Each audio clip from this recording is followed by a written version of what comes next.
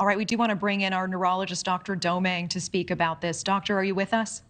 I am, yes. Thank you so much for your time. I do want to ask, does being medically cleared mean that it is safe for him to continue working, or does it actually mean that he's mentally fit to continue this work in his high-level job?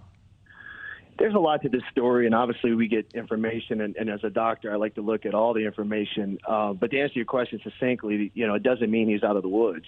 So what we don't know is when he had this concussion, did he develop anything major? So what I mean by that is, did he develop a bleed? Did he develop a contusion to his brain? So very commonly, especially in the elderly, as our brains shrink as we get older, there's a lot more jiggle inside of our skull. So when you have a fall and that brain moves, it can tear vessels like veins and arteries. And it's very common. It's called a subdural hematoma, where you can get this blood collection that doesn't always have to be surgically drained, but that blood itself can cause abnormalities to the brain. And what you saw in the senator is what I would describe as a receptive aphasia. So he didn't understand the question, but he also had an expressive aphasia where he couldn't express things. So that implies that a large portion of his brain, frontal and temporal, is abnormal.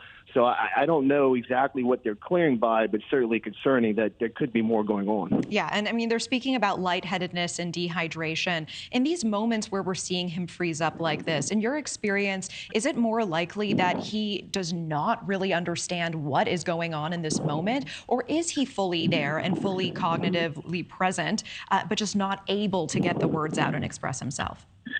Yeah, it's hard to say exactly without examining, going through a full exam. But looking at the video, it just seemed like he wasn't inputting the information, right? So the question was asked. You could see that the blank stare as if the information didn't get in. And after being redirected, he had a problem getting the information out. The other thing that needs to be looked at, and I'm sure it has, is he having what we call a subclinical seizure? So everybody thinks when you have a seizure, you're going to shake your arms, shake your legs, but that's not necessarily true.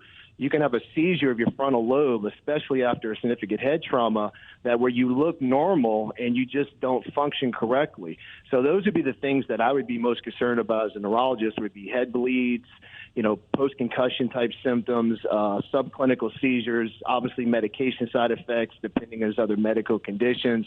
But at 81 years old, these are very concerning things that these can be, permanent deficits depending on the injury. And we are watching this as the second time that this has happened so far this summer.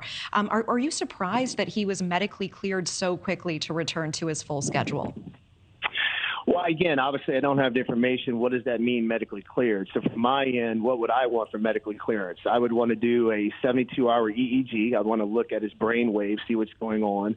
I would want to do an MRI of his head, look for bleeds, bruising, so forth. I would want to do what's called a CTA or MRA, look at all the vessels in his head, make sure there's no aneurysms, no tear, and then obviously look at everything else, his heart, lungs, thyroid. So there's a lot, but you're correct. I mean, it's a very fast clearance. These are multiple episodes. He's clearly having some deficits that are persisting.